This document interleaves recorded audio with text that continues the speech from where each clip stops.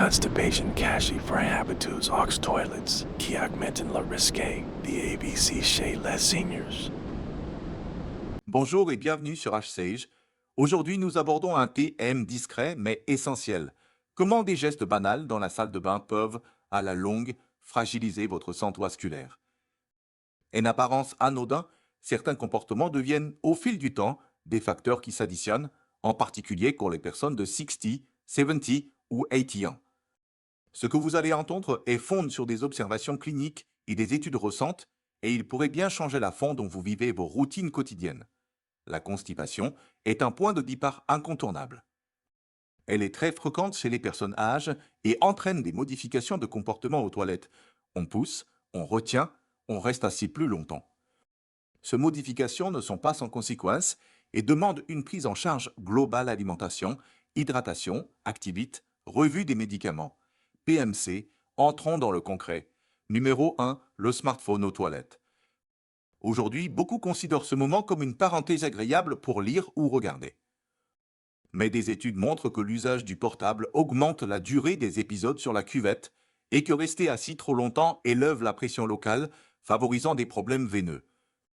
Et nôtre, l'immobilité prolongée est associée à un risque plus élevé de thrombose, un mécanisme qui peut détériorer la santé vasculaire. Écartez le cran, fixez, vous un temps court et marchez quelques pas après la visite. Plot+1. Numéro 2. Ignorez les vertiges et les étourdissements.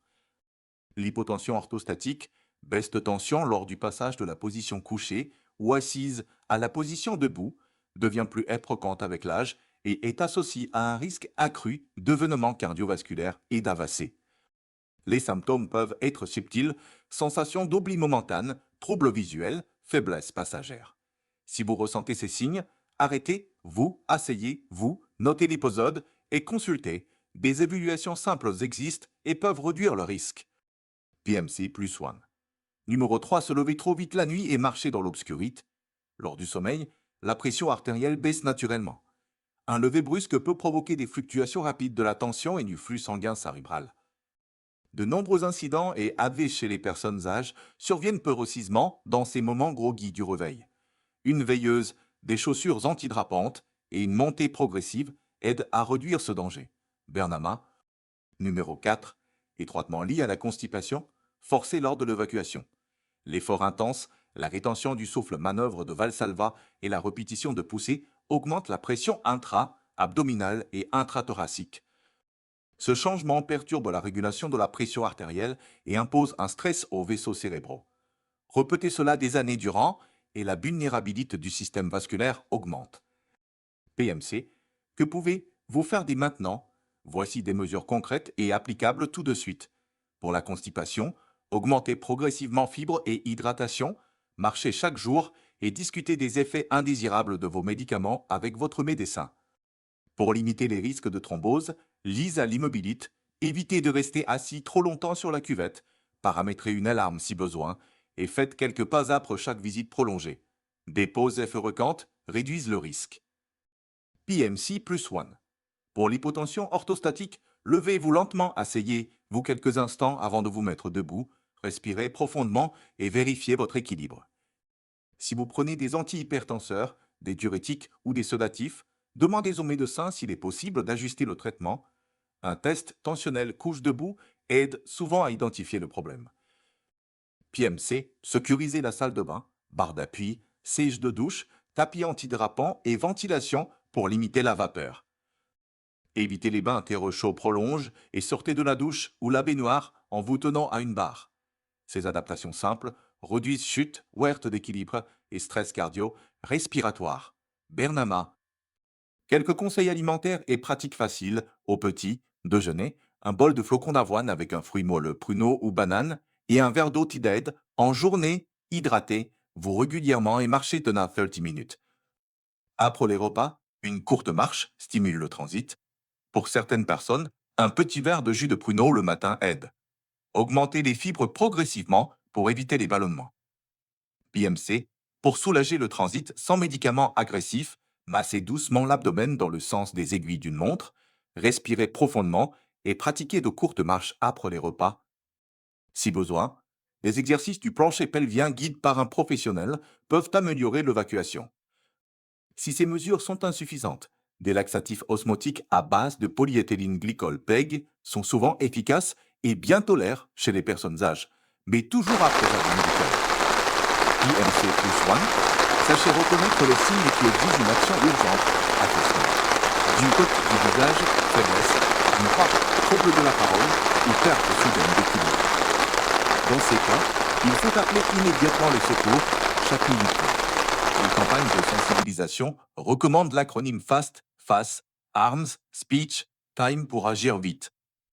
WW Stroke, org+1. Enfin, communiquez et suivez. Notez la fréquence et le contexte de vos épisodes après une douche chaude. Lors d'une poussée, en présence du téléphone sur la cuvette, tenez un court journal et emmenez-le chez le médecin. Un simple ajustement médicamenteux, une prise en charge de la constipation ou des aménagements domestiques peuvent inversement réduire nettement le risque d'un événement grave, PMC plus 1. Suite, exercice simple et aménagement pratique suite. Suite, exercice simple et aménagement pratique suite. Commençons par des routines matinales sûres et bien pensées. Au réveil, asseyez-vous d'abord au bord du lit pendant 1 minute. Respirez profondément, balancez doucement les jambes et évaluez votre équilibre.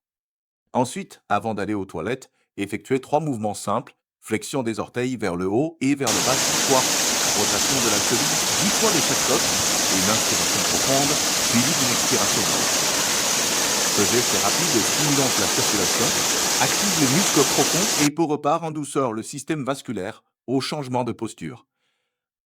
Si la constipation vous préoccupe, intégrez des petits exercices spécifiques après les repas pour favoriser le transit, une marche lente de 10 minutes, quelques flexions du tronc légères sans forcer et des respirations abdominales profondes. La respiration abdominale active le système parasympathique et peut faciliter les contractions intestinales naturelles. Pratiquez ces exercices doucement, sans pousser, et arrêtez si vous ressentez une gêne ou un malaise. Répétez ces petits rituels et une différence notable sur le long terme. Parlons d'exercices cibles adaptés aux personnes âgées et sur à faire sans équipement. Debout, tenez le dossier d'une chaise stable. Faites des montées sur la pointe des pieds 10 fois pour activer les mollets. De meilleurs mollets favorisent le retour veineux et réduisent le risque d'engorgement. En position assise, contractez doucement les muscles fessiers et maintenez la contraction 5 secondes, relâchez, répétez 10 fois. Allonge sur le dos et fléchissez alternativement les genoux vers la poitrine pour stimuler le bas, ventre. 10 répétitions de chaque côte suffisent au départ. Pour améliorer la circulation immédiatement après être resté assis, pratiquez des pompes de cheville pointées et effléchissez les pieds 20 fois. Pour les soins du quotidien, planifiez vos boissons. Buvez un verre d'eau tiède au réveil et un autre après chaque repas. Évitez d'attendre la soif. Les boissons chaudes le matin, comme de l'eau tiède ou une tisane, provoquent souvent une réponse intestinale agréable sans effet invasif. Si vos médicaments favorisent la constipation, certains antidouleurs, anticholinergiques, fer, certains antidépresseurs, aménagement père aussi de la salle de bain, choisissez des solutions validées par les ergothérapeutes. Installez une barre d'appui verticale péreux de la sortie de la douche et une barre horizontale péreux des toilettes. Un siège de douche stable réduit le temps passe debout et diminue la fatigue cardiaque. Un rehausseur de toilette à 15 cm facilite le passage assis, debout sans forcer. Optez pour un mitigeur thermostatique pour éviter les variations brusques de température qui peuvent provoquer un choc vasculaire. Prévoyez un tapis antidrapant, un collage permanent et une paire de chaussons antidrapants pour la maison. Un miroir à hauteur modulable et une lampe de nuit sur le trajet vers la salle de bain renforcent la sécurité nocturne. Pour la ventilation, même une petite fenêtre entrouverte ou un extracteur qui fonctionne pendant quelques minutes suffit à limiter l'accumulation de vapeur. Si la salle de bain est petite, ouvrez la porte légèrement après la douche pour permettre le change d'air. Un bon flux d'air empêche l'élévation excessive de la température et de l'humidité, limitant ainsi l'hypoxie locale et l'affaiblissement cardiovasculaire. De plus, une ventilation efficace réduit les risques d'irritation et de fatigue respiratoire. Pour les cas de constipation chronique résistante aux mesures diététiques, demandez un bilan médical test sanguin pour électrolytes, fonction rénale et bilan thyroïdien peuvent être appropriés, ainsi qu'une revue des médicaments. Certains examens comme une échographie abdominale ou une coloscopie peuvent être nécessaires selon l'âge et les antécédents. N'entreprenez pas de nettoyage intestinal agressif sans avis médical. Lavement et suppositoire ont leur place, mais doivent être utilisés avec discernement, sous contrôle professionnel, surtout chez les personnes âgées. Un point souvent oublié, la synchronisation avec les rythmes naturels. Beaucoup de personnes âgées constatent que le transit est meilleur le matin, après le petit, déjeuner, profitez de cette fenêtre naturelle, prenez un moment calme sur la cuvette sans téléphone, respirez et laissez le corps faire. S'asseoir dans une position qui facilite l'angle anorectal pied légèrement surélève via un petit repose, pied aide l'évacuation sans forcer. Un simple marchepied de 15 cm peut transformer l'effort en un mouvement naturel et réduire considérablement la nécessité de pousser. Sur le plan émotionnel, la peur de l'incontinence ou de la douleur pousse parfois à retarder la toilette ou à modifier les habitudes. Parler, on a un professionnel des kinésithérapeutes spécialisés en rééducation périnéale ou un ergothérapeute peuvent proposer des solutions pratiques et adaptées. Ne laissez pas la honte empêcher la recherche d'aide. La prévention est une preuve d'amour envers vous, même et vos proches. La parole libère et la prise en charge précoce diminue les risques. Gardez à l'esprit les signes d'alerte absolue, une faiblesse soudaine. D'une bras, une paralysie faciale, une parole brouillie ou une confusion soudaine. Si vous observez l'un de ces symptômes, appelez immédiatement les services d'urgence. La reconnaissance rapide d'un AVS augmente considérablement les chances d'un bon rétablissement. Rappelez, vous l'acronyme FAST, visage, face, bras, arms, parole, speech, temps, time. Agissez vite, chaque minute compte.